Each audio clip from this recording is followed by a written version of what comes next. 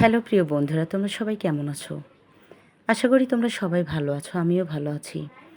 তো প্রিয় বন্ধুরা, আজকেও চলে এলাম তোমাদেরকে একটি মজার গল্প শোনানোর জন্য। তো চলো দেরি না করে গল্প শুরু করা যাক। আজকের গল্পটা খুবই রোমান্টিক হতে চলেছে। গল্পটা আমার শ্বশুর আর আমি কিভাবে কাজ করতাম সেই গল্পটাই মূলত তোমাদের সঙ্গে আমি শেয়ার করব। তো বন্ধুরা, আমার নাম তানিয়া। আমার মা খুবই ছোটোবেলায় মারা যায়। আমার বয়স তখন 10 বছর ছিল। মা মারা যাওয়ার পরে বাবা নতুন এক মহিলাকে বিয়ে করে আমার মা বানিয়ে আমাদের বাড়িতে নিয়ে আসে। প্রথম এসে মহিলা তো অনেক আদর করত, কিন্তু সেও মা হয়ে গেল। তারপর থেকেই আমার কিসমতে বদলে গেল। সেই ছোটো মা আমাকে পছন্দই করতেন না, খুবই অত্যাচার করতো আমার উপরে। বাবাকে বলার সাহস পেতাম না, কি জানি হয়। আর একটা জিনিস খেয়াল রাখবে তোমরা সবাই, নিজের আপন মা মারা যাওয়ার পর না, বাবা যাকে ঘরে নিয়ে আসে, বাবা কিন্তু তার কথাই উঠে বসে। তো যাই হোক, কোনো মতো টেনে টুনে মেট্রিকটা দিলাম। তারপর পরে আমার বাবা মায় একটা বিয়ে দিয়ে দিল। দেওয়ার পরে এমনই কপাল আমার স্বামী না 3 মাস পরেই মারা গেল। যাওয়ার পর শোক সহ্য করতে না পেরে বাপের বাড়িতে আসলাম। এখানে বেশ কয়েকদিন থাকলাম। ছোটো মায়ের এত কটা কথা, তিতে কথা, যেন রুহু কেঁপে ওঠে কথা শুনলে। কোথায় যাব, কী করব, কিছুই ভালো লাগছে না। তারপরে স্বামী মরে যাওয়ার 21 দিন পরেই এসেছিলাম। আর একটা সপ্তাহ থাকতে না থাকতেই বাবা মায়ের সবার কাছে বেশি হয়ে গেলাম। এত তিতো কথা বলে, এত আজে বাজে কথা বলে, যা আর সহ্য করা যায় না। আমি নাকি পোড়ামুখী, অপায়া, অলক্ষিণী, আমার মুখ দেখে বাহিরে গেলে স্বাদ বরাত হবে না, এভাবে কথাবার্তা বলতো। বিয়ে দিয়ে দিয়েছি, কাজ শেষ। এখন স্বামী মরেছে কি বেঁচেছে সেটা তোর ব্যাপার। ওই বাড়িতেই থাকবি, যেভাবে পারবি ওই বাড়িতেই থাকবি। এই বাড়িতে তোর জন্য কোনো জায়গা নেই। এগুলো হলো আমার ছোটো মায়ের কথা। তারপর বাবাকে তো ছোট থেকে অনেক কষ্টই সহ্য করেছি, বাবাকে তো কখনোই কিছু বলিনি। এইবার বলেছি, কিন্তু দেখলাম বাবা ছোটো মায়ের কথায় ওঠা বসা করে। আমার কথা পাত্তাও দেয় না সে। এভাবে একটা সপ্তাহ কাটতে না কাটতেই আমার শ্বশুর আসলো আমাকে নেওয়ার জন্য। আমার শ্বশুর বেশ কিছুটা আভাস পান, কারণ আমার শ্বশুর যে সময় এসেছিল বাড়িতে অনেক চিল্লাচিল্লি হচ্ছিল। আমার ছোটো মায়ের গলা শুনে সে মূলত হতভম্ব হয়ে যায়। তার ভিতরেও তো তার ছেলে চলে যাওয়ার শোকটা বরাবরই বিরাজমান। যাই হোক, আমার শ্বশুরকে দেখে মোটামুটি সবাই একটু থমকে গেল। যাওয়ার পর চুপ হয়ে গেল। হঠাৎ করে কণ্ঠের স্বর বদলে আমার ছোটো মা বলতে লাগলো, হ্যাঁ বিয়াই, বসেন বসেন, আসেন। আসলে একটু যেতে চেয়েছিলাম, বাড়িতে এত কাজকামের চাপ, যেতে পারিনি। আপনার ব্যথাটা আমি বুঝি। কোনো মা তার মেয়ের জামাই চলে গেছে, মেয়ের শ্বশুর এসেছে, এভাবে কথা বলতে পারে? শুধু দাঁড়িয়ে দাঁড়িয়ে চোখের পানি ফেলা ছাড়া আমার আর কিছুই করার ছিল না।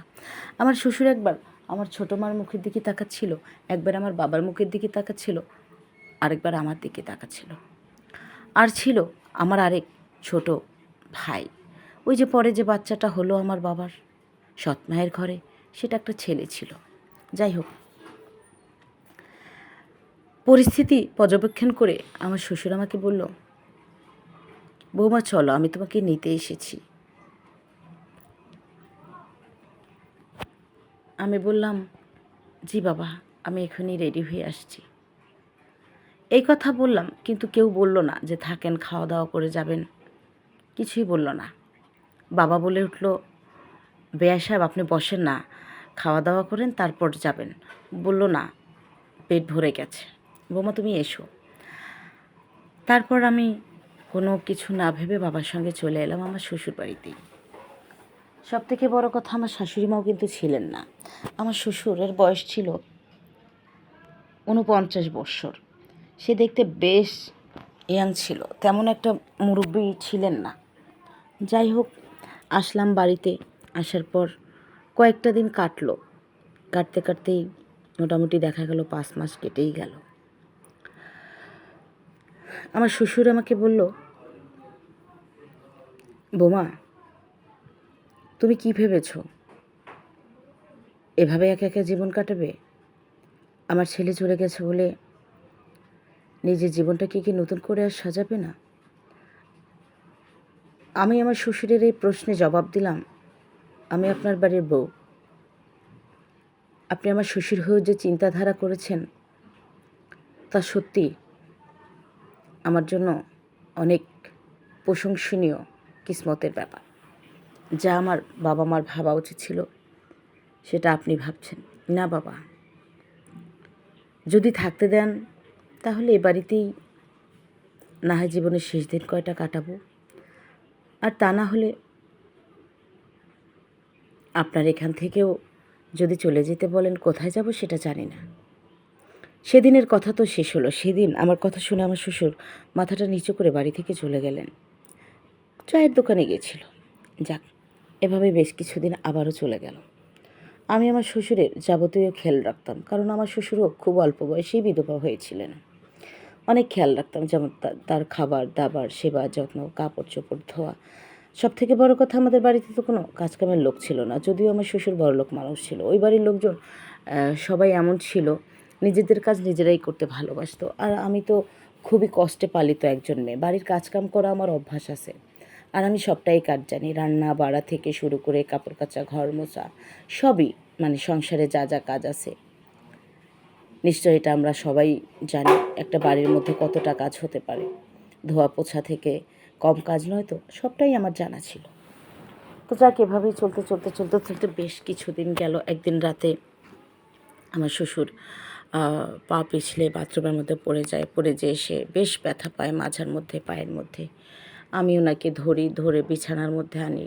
বলল, অনেক ব্যথা পেয়েছি আমি, আমাকে একটু মালিশ করে দিবা? আমি বললাম, হ্যাঁ, কেন নয়, আপনি বসুন, আমি মালিশ নিয়ে আসছি। পরে আমি বাবাকে আমার রুমে রেখেছিলাম। তারপরে আমি খুব সুন্দর করে মালিশ এনে ওনাকে মালিশ করে দিতে থাকলাম। এই করে মোটামুটি 2 দিন কেটে গেল। 2 দিন কেটে যাওয়ায় সে সত্যিই ব্যথা পেয়েছে। আমি আবার ডাক্তারও ডাকলাম, ডাক্তার দেখালাম, ওষুধপাতি দিল, মোটামুটি খেয়ে হালকা পাতলা ব্যথাটা কমলো। কমায় বললো, বৌমা, আমাকে একটু সকাল বিকাল মালিশটা দিলে আমার মনে হয় আর একটু উপকার হতো। তো আমি বললাম, কোনো সমস্যা নেই, অবশ্যই দিব। তো হঠাৎ করেই কয়েকদিনের মাথায় আমার হাতটা টেনে ধরে বলতেছে, শোনো, এখানে বসো আমার পাশে। আমি বসে গেলাম আমার শ্বশুরের সঙ্গে। বসে যাওয়ার পর শ্বশুর বলতেছে, একবারে কম বয়সী যুবতী মেয়ে তুমি, স্বামীর সঙ্গে মোটেও সময় কাটাতে পারোনি, তার আগেই বিধবা হয়ে গেলে, এভাবে তোমার জীবনটা কিভাবে কাটবে? দেখো, আমি তোমায় সাফ একটা কথা বলতে চাই। আমি চাই তুমি নতুন করে জীবন শুরু করো। তোমার এই কষ্ট তুমি যতই আমার কাছ থেকে চেপে রাখো না কেন, আমি কিন্তু স্পষ্টভাবে তোমার চোখে সেটা দেখতে পাই। শ্বশুরের এমন কথা শুনে আমি মুগ্ধ হয়ে গেলাম। আমি আমার শ্বশুরকে উত্তরে বললাম, আচ্ছা বাবা, আপনি তো একদম উঠে পড়ে লেগেছেন, নিজে অসুস্থ, আগে নিজের শরীরটার দিকে তো খেয়াল করবেন। বলল, সেটা আমার আছে, তার থেকেও বড় দায়িত্ব তুমি আমার। আমি তোমাদের বাড়িতে গিয়েছিলাম, পরিবেশ পর্যবেক্ষণ করেছি। আমি চাই ওই বাড়িতেও তুমি আর ফিরে না যাও, কারণ ওই বাড়ি তোমার যোগ্য না। এই কথা বলতে হু হু হু করে ভেতরটা আমার কেঁদে উঠল। নিজের অজান্তে চোখ দিয়ে আরও স্রোতের মতো পানি ঝরতে থাকে। আমার শ্বশুর আমাকে বলল, তুমি যদি কোনো আপত্তি না করো, আমি তোমাকে বিয়ে করতে চাই। এই কথা শুনে আমি তো স্তব্ধ হয়ে গেলাম। আমি বললাম, এটা আপনি কি বলছেন? আমার সামনের বাবা আপনি, আমার শ্বশুর, এইটা কি করে সম্ভব? লোক কি বলবে, সমাজ কি বলবে, আপনি কখনো ভেবেছেন? উত্তরে আমার শ্বশুর আমাকে বলল, তোমার শ্বশুর ছিলাম আমি, যাকে দিয়ে তোমার শ্বশুর আমি, সেই তো চলে গেছে, আজকে 7 মাস হয়ে গেছে। কি বলছো তুমি? কোন দুনিয়ায় বসবাস করছো? উত্তরে আমি আবারও বললাম, বাবা, আমার ভাবার জন্য একটু সময় চাই। বললো, ঠিক আছে, তোমাকে আমি সময় দিচ্ছি, 3 দিন সময় দিচ্ছি। 3 দিন সময় দিও। 3 দিন আমি বিশালভাবে ভাবলাম, কোথায় মাথা গুজবো, কী করব, বাড়িতে গেলে আমার সাথে কি হবে, তারা আমাকে কতটা অ্যাকসেপ্ট করবে। আর যারা আমাকে পছন্দই করে না তারা আমাকে অ্যাকসেপ্ট কী করে করবে, আমি এটা ভালোভাবে জানতাম। তারপরে আমাদের বাড়ির কথা বাদ দিলাম। দেওয়ার পরে ভাবলাম আচ্ছা এমন কোথাও যেতে পারবো যেখানে আমি একটা চাকরি বাকরি করতে পারবো। আবার ভাবলাম না, যেখানেই যাব আমার দেহটাই সবার ভোগের বস্তু হয়ে উঠবে। না না, এটাও করা যাবে না। মানে অনেক কিছু ভাবলাম, কোনো দিকে কোনো রাস্তা খুঁজে পেলাম না। মোটামুটি 2 দিন পার হয়ে গেল। 3 দিনের দিন চলে এসেছে। আমার শ্বশুর আমার সামনে বসে পড়ল, বললো 1 কাপ কফি দাও আমাকে। কফিটা আমি খুব সযত্নে বানিয়ে এনে তার হাতে দিলাম। বললো তোমারটা কোথায়? আমি বললাম আমি বানাইনি। বললো তুমি 1 কাপ কফি নিয়ে এসো। আমি তুরন্ত যেয়ে আমার জন্য 1 কাপ কফি নিয়ে আসলাম। বললো এবার বসে পড়ো, এইবার ঠিক আছে, এবার বলো কি ভেবেছো? আমি বললাম বাবা, আপনি যে বিষয়টা নিয়ে কথা বলছেন আমার সঙ্গে, আমি চাই এই বিষয়টা নিয়ে আমাদের বাড়িতে কথা বলেন। আমার বাবা মার যদি কোনো আপত্তি না থাকে তাহলে আমি রাজি আছি। এ কথা বলায় বললো আচ্ছা ঠিক আছে। পরের দিন আর দেরি না করে আমার বাবা মার কাছে আমার শ্বশুরমশাই চলে গেলেন। যাওয়ার পরে আমার বাবা মা তো বিয়ে দেওয়ার জন্য ধেই ধেই করে নাচছে। তো সত্যি সত্যি আমার শ্বশুরের সঙ্গে আমার বিয়ের জন্য তারা রাজি হয়ে যায়। এই খবরটা শুনে আমার শ্বশুর বাড়িতে চলে আসে। সেদিন ফার্স্টের রাত ছিল। আমার শ্বশুর আমাকে রাতে তার ঘরে ডাকলেন, ডেকে বলছে আজকে তুমি আমার পাশে শুয়ে পড়ো। আমি বললাম কিন্তু কেন? বলল ব্যাস আর 2-3টা দিনেরই ব্যাপার, তারপরে তো তুমি আমার বউ হয়ে যাবে। থেকে তো আমার কাছেই তোমাকে শুতে হবে, আমার রুমে। আমি বললাম সেটা তখনকারটা তখন হবে, এখন আমি এসব কিছুই করতে চাই না। আমি চাই না যে বিয়ের আগে কোনো রকম কিছু হোক। আমার এই কথায় আমার শ্বশুর বলল ঠিক আছে, তোমার কোনো ইচ্ছের বিরুদ্ধে আমি যাব না, তবে হ্যাঁ তোমাকে দুটো জড়িয়ে ধরতেই পারি। আমি মাথাটা নিচু করলাম। সে সত্যিই আমাকে একটু হ্যাক করলেন, করে কপালে একটা চুমু দিলেন। আমি কাঁদতে কাঁদতে আমার ঘরে চলে আসলাম। এসে এটা ভাবছিলাম আমার বাবা মা কত নোংরা, কতটা স্বার্থপর, কতটা নির্লজ্জ হলে এই ধরনের ডিসিশন, এই ধরনের সিদ্ধান্ত তারা নিতে পারে। যাকে নিয়ে যখন ফেলেছে আমার আর কি করার।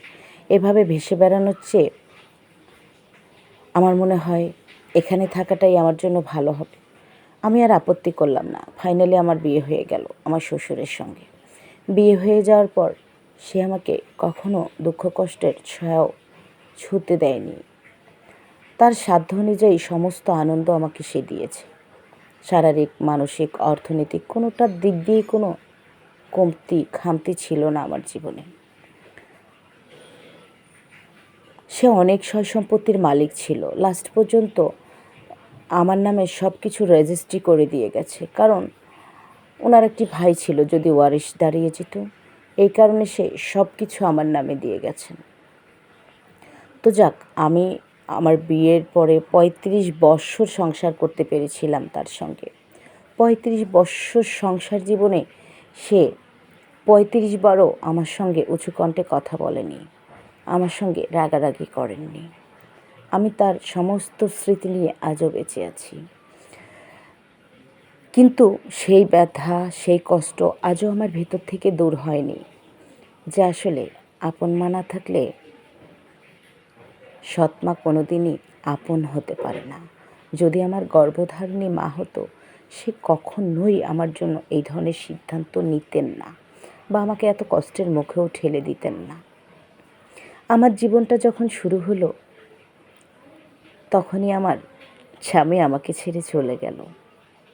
আমার মা থাকলে নিশ্চয়ই আমাকে দেখে শুনে আমার মতো, আমার বয়সী, ম্যাচিং বয়সী একটা ছেলেকে দিয়ে বিয়ে দিত। কিন্তু আমার বাবাও কিন্তু আমার বিষয়ে ভাবেননি, কারণ বিয়ে করলে সব বাপ আর বাপ থাকে না। সবার কথা আমি বলছি না, কিছু কিছু।